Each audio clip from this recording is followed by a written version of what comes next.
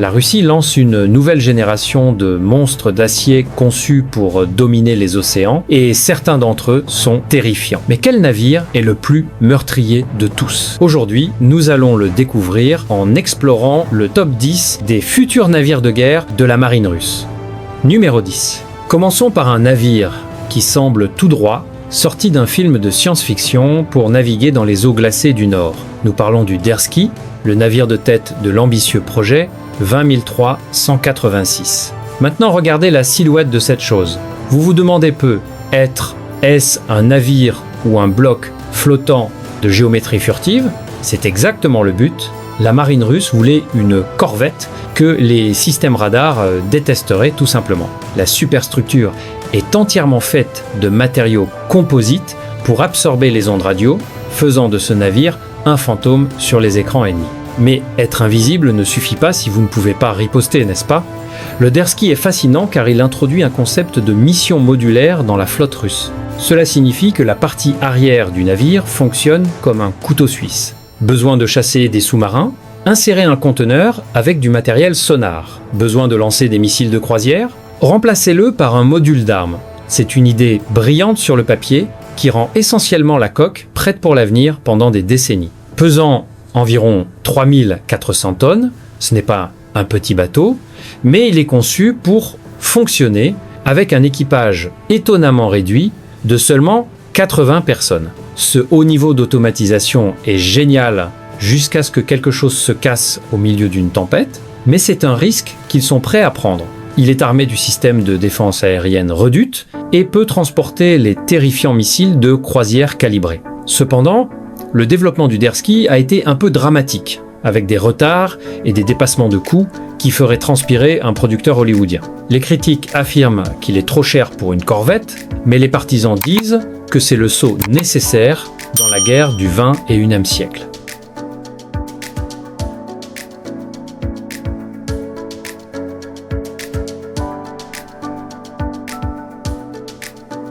Numéro 9. Alors que le Dersky essaie de se cacher du combat, notre prochain concurrent préfère se précipiter dedans, vous frapper au visage et s'enfuir avant que vous ne sachiez ce qui s'est passé. Voici le Molniya Tarentule 4. Vous connaissez peu, être la classe Tarentule des jours de la guerre froide, mais ne vous laissez pas tromper par la nostalgie. Cette version mise à jour est un animal complètement différent. Pensez-y comme une muscle, car avec un lance-roquette attaché sur le toit. La logique ici est simple et terriblement efficace. Pourquoi construire un croiseur massif et coûteux quand vous pouvez construire un essaim de ces petits vedettes lance-missiles rapides? Le Molniya Tarentule 4 est conçu pour la zone littorale, ce qui est juste une façon élégante de dire qu'il combat près de la côte. Mais sa portée est tout sauf locale. Ces navires sont armés de missiles anti-navires Moskit qui volent à des vitesses supersoniques. Nous parlons de missiles qui effleurent la surface de l'eau à plus de 2500 km/h. Au moment où un radar ennemi détecte le missile, l'équipage sur le navire cible a à peine le temps de dire une prière. Le bateau lui-même est compact, ne déplaçant qu'environ 500 tonnes, ce qui le rend incroyablement agile. Il s'appuie sur des moteurs à turbine à gaz pour atteindre des vitesses élevées, lui permettant d'exécuter des tactiques de frappe et de fuite qui sont un cauchemar pour les destroyers plus grands et plus lents. C'est le scénario classique de David contre Goliath, sauf que David est chargé d'explosifs puissants. La Russie prévoit d'utiliser ceci pour garder ses frontières maritimes, créant un périmètre défensif très risqué à traverser. Cela sert de rappel que dans la guerre navale moderne, être petit ne signifie pas être faible. En fait, être petit et rapide pourrait bien vous sauver la vie quand les missiles commencent à voler. Numéro 8. Maintenant, nous quittons les eaux côtières et nous dirigeons vers le grand océan bleu avec un navire qui est actuellement la fierté de la flotte de surface russe. C'est l'Admiral Isakov, une frégate de la classe Admiral Gorchkov. Si le Molniya est une muscle-car, l'Admiral Isakov est un char de combat principal qui flotte. Ce navire représente le retour de la capacité de la Russie à projeter sa puissance loin de ses propres frontières. Vous avez probablement entendu les rumeurs sur les missiles hypersoniques Zircon, n'est-ce pas? Eh bien, c'est la rampe de lancement pour eux. L'Admiral Isakov est conçu pour transporter ces armes de cauchemar qui peuvent voyager à des vitesses supérieures à 9000 km/h. Il n'existe actuellement aucun système de défense fiable au monde capable d'intercepter un missile se déplaçant aussi rapidement. Cela change complètement le jeu du poker naval, mais ce navire n'est pas qu'un camion à missiles. C'est un combattant polyvalent, déplaçant environ 5400 tonnes et s'étendant sur 135 mètres de long. Il dispose du système de défense aérienne poliment réduit, qui peut suivre et engager plusieurs cibles aériennes simultanément. Cela rend l'admiral Isakov capable de défendre non seulement lui-même, mais aussi d'autres navires de son groupe. C'est le genre de navire que vous envoyez quand vous voulez faire une déclaration politique sérieuse, sans dire un mot. La construction de ces navires a été lente, principalement parce que la Russie a dû apprendre à construire ses propres moteurs à turbine à gaz, après que les chaînes d'approvisionnement ont été coupées il y a quelques années, mais ils ont résolu cette énigme, et maintenant l'Isakov se prépare à patrouiller l'Atlantique et la Méditerranée.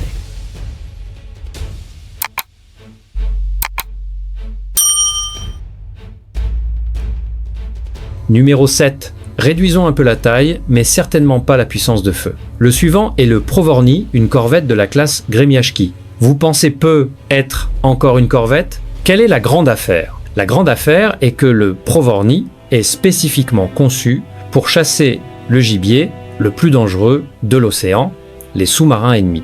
Alors que l'admiral Isakov gère les menaces de surface, le Provorny écoute les profondeurs. Il est équipé d'équipements sonars hautement sensibles et du système anti-torpille Packet NK.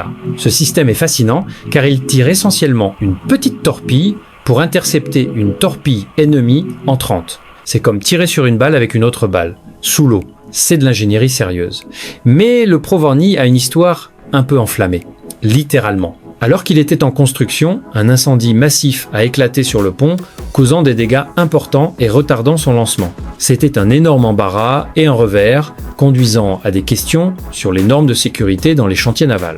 Cependant, la coque a été sauvée et le navire est en cours de reconstruction mieux qu'avant. Il transporte les missiles de croisière calibrés standard, ce qui signifie qu'il peut frapper des cibles terrestres à 1500 km de distance. Cette double capacité de chasser des sous-marins et de frapper des cibles terrestres en fait un atout stratégique pour la flotte du Pacifique, où il est destiné à servir. Déplaçant environ 2200 tonnes, il est assez petit pour naviguer dans des eaux difficiles, mais contient suffisamment de carburant pour rester en mer pendant des semaines. Le Provorny est un témoignage de résilience, renaissant de ses cendres pour devenir un acteur clé dans la protection des frontières maritimes orientales de la Russie contre les intrus sous-marins. Il montre que même dans le monde high-tech de la guerre moderne, le feu est toujours un ennemi très ancien et très dangereux.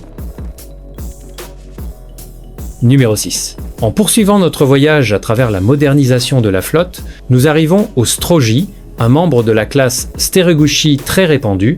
Vous pouvez considérer le Strogi comme le cheval de bataille de la marine russe. Ce n'est pas le plus grand, ni le plus rapide, ni le plus cher, mais c'est celui que vous verrez partout. C'est l'épine dorsale de la stratégie de défense côtière. Ce qui rend le Strogi intéressant, c'est son équilibre. C'est une corvette polyvalente qui essaie de faire un peu de tout. Il a un déplacement de 2200 tonnes et une longueur de 104 mètres, ce qui le rend assez similaire en taille au Provorny que nous venons de discuter. Cependant, le Strogi est optimisé pour la zone littorale, protégeant les eaux immédiates autour des bases navales et des ports stratégiques. Sa coque utilise la technologie furtive pour réduire sa signature radar, bien que pas dans la mesure extrême du Dersky. L'armement comprend le complexe de missiles anti-navires Uranus, qui est un système éprouvé et fiable. Ce n'est pas hypersonique, mais cela va certainement gâcher votre journée s'il frappe. Le Strogi dispose également d'une plateforme d'hélicoptère à l'arrière, abritant généralement un hélicoptère K-Wingsept pour la guerre anti-sous-marine. Cet atout aérien étend considérablement les yeux et les oreilles du navire bien au-delà de l'horizon. Pourquoi ce navire est-il sur notre liste du top 10 ? Parce que la quantité compte, la Russie en construit beaucoup. Ils sont relativement abordables et faciles à entretenir par rapport aux croiseurs géants. Dans un conflit potentiel, le Strogi agirait comme une ligne de piquetage, absorbant le premier coup et essaimant les navires ennemis plus grands. C'est une conception de navire de guerre pragmatique, et sensé qui privilégie la fonction à l'ostentation. Parfois, la fiabilité est la caractéristique la plus futuriste que vous pouvez demander. Numéro 5. Maintenant, préparez-vous pour quelque chose de petit, de furieux et d'incroyablement lourdement armé. C'est le Kozelsk, une corvette lance-missile de la classe Karakourt. Le nom Karakourt signifie en fait araignée veuve noire. Et c'est la métaphore parfaite pour ce navire. Il est minuscule, mais sa morsure est venimeuse. Le Kozelsk est né de la nécessité. Lorsque la construction de frégates plus grandes a été retardée, la marine russe avait besoin d'une solution rapide pour mettre des missiles en mer. Leur réponse a été de mettre des missiles de croisière calibrés massifs sur une coque qui ne fait que 67 mètres de long. Cela semble presque ridicule comme mettre un canon sur un bateau à rame. Mais ça marche. Le Kozelsk ne déplace que 800 tonnes, mais il transporte la même capacité de frappe stratégique qu'un navire 10 fois plus grand. Parce qu'il est si petit, il peut opérer dans les rivières et les eaux peu profondes où les navires autant plus grands ne peuvent pas aller. Cela lui donne un avantage tactique unique. Il peut se cacher dans la géographie complexe de la côte, sortir pour lancer un missile qui peut voyager 2500 km, puis disparaître dans les criques. Le Kozelsk est également équipé du système de défense aérienne Pantsir M, qui est une version navale du célèbre système monté sur camion que vous voyez aux nouvelles. Cela lui donne une chance décente d'abattre des avions entrants ou des drones. L'existence du Kozelsk prouve que l'ère des cuirassés géants est terminée. À l'ère moderne, un petit navire bon marché peut détruire une ville ou un groupe de porte-avions s'il tire le premier coup. Cela crée un énorme casse-tête pour les planificateurs militaires, car comment suivre une centaine de ces petites araignées qui rampent le long du littoral? Vous ne pouvez tout simplement pas. Numéro 4. Nous avons passé beaucoup de temps en surface, mais la vraie terreur de la marine russe se trouve sous les vagues. Entrez le Vladivostok, l'un des nouveaux sous-marins lance-missiles de croisière à propulsion nucléaire de la classe Yasen M. Si les navires de surface sont le bouclier, celui-ci est l'épée. La classe Yasen M est largement considérée par les analystes occidentaux comme le sous-marin le plus capable et le plus silencieux que la Russie ait jamais construit. Il est conçu pour rivaliser avec le meilleur de la classe Virginia américaine. Le Vladivostok est un croiseur sous-marin massif déplaçant environ 13 800 tonnes en immersion. Il est propulsé par un réacteur nucléaire qui lui donne une portée effectivement illimitée. Il n'a besoin de faire surface que pour la nourriture et les fournitures pour l'équipage. Mais ce qui rend le Vladivostok vraiment effrayant, c'est son silence. La coque est revêtue de tuiles anéchoïques spéciales qui absorbent les ondes sonores et les machines à l'intérieur sont montées sur des amortisseurs pour tuer toute vibration. Il glisse dans l'eau comme un trou dans l'océan. Il est armé jusqu'aux dents avec des missiles de croisière Onyx et Calibre.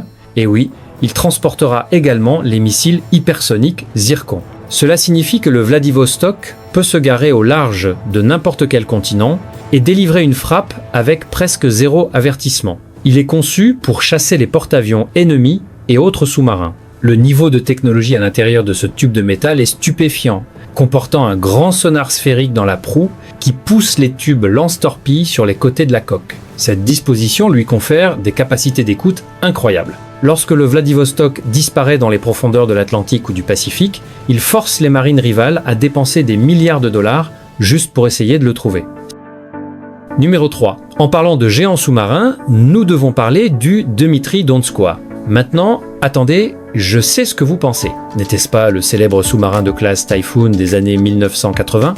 Oui, c'était le cas, mais ce navire légendaire a été retiré. Le nom, cependant, est en cours de résurrection pour un nouveau sous-marin lance-missile balistique de classe Boreia. C'est le poids lourd de la dissuasion stratégique. Alors que le Vladivostok combat d'autres navires, le nouveau Dmitri Donskoy est conçu pour mettre fin à la civilisation si l'ordre est jamais donné. Il transporte les missiles balistiques intercontinentaux Bulava. Chaque missile peut transporter plusieurs ogives nucléaires qui peuvent se séparer et frapper différentes cibles. Nous parlons d'un seul sous-marin transportant assez de puissance de feu pour raser un petit pays. La classe Boreia est une amélioration significative par rapport à la conception Borei originale. Il est plus silencieux, plus maniable et dispose de meilleurs systèmes de communication.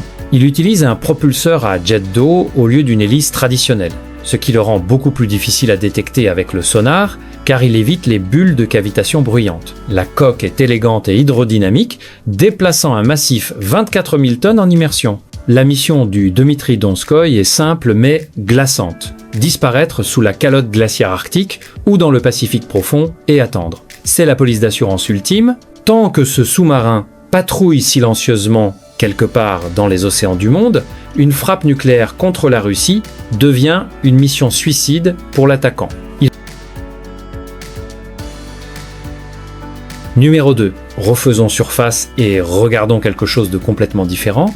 La Russie a beaucoup de missiles, mais que se passe-t-il s'ils doivent mettre des bottes sur le terrain? C'est là qu'intervient l'Ivan Rogov. C'est le navire de tête des nouveaux navires d'assaut amphibies du projet, 23 900. Pendant des années, la Russie a essayé d'acheter des porte-avions de classe Mistral à la France, mais l'accord a échoué en raison de sanctions politiques. Alors, la Russie a décidé de construire les siens, et l'Ivan Rogov en est le résultat. C'est un navire massif, déplaçant plus de 40 000 tonnes. Il sert effectivement de porte-hélicoptère et de base flottante. Il peut transporter plus de 15 hélicoptères lourds, y compris des hélicoptères d'attaque et des transports de troupes. Mais ce n'est pas tout. À l'intérieur de son ventre, il y a un pont d'inondation qui peut être inondé d'eau pour lancer des embarcations de débarquement transportant des chars et des marines directement sur une plage. Il peut transporter jusqu'à 900 marines et leur équipement à des milliers de kilomètres de chez eux. L'Ivan Rogov comble un énorme vide dans les capacités de la marine russe. Avant cela, il manquait d'une plateforme moderne pour la guerre expéditionnaire. Ce navire leur permet de projeter leur puissance dans des endroits comme la Syrie ou l'Afrique beaucoup plus efficacement. Il agit comme un centre de commandement pour les opérations conjointes coordonnant les forces aériennes, maritimes et terrestres. La construction d'un navire de cette complexité est un défi massif pour les chantiers navals russes, en particulier le chantier naval de Kertch où il est mis en cale. Il nécessite des cales sèches massives et une ingénierie complexe.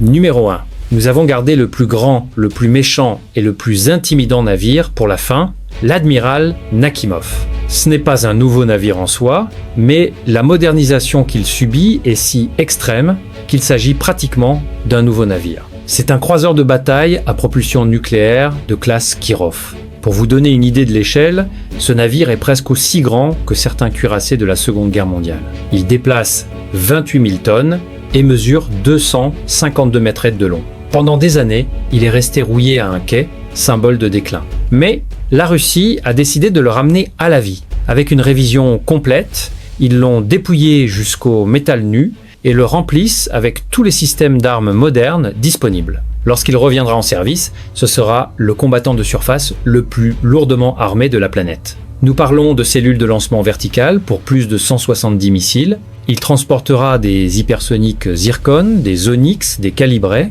et le système de défense aérienne Squatre 100 semblable à une forteresse adaptée à un usage naval. C'est essentiellement une forteresse flottante, conçue pour affronter seuls des groupes d'attaque de porte-avions américains entiers.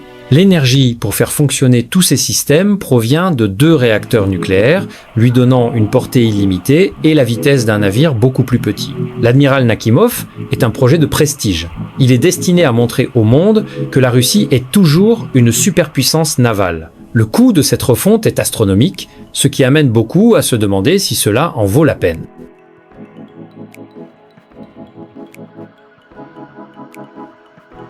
Et voilà les amis, ce sont les 10 futurs navires de guerre de la marine russe. Laquelle de ces machines vous a vraiment impressionné?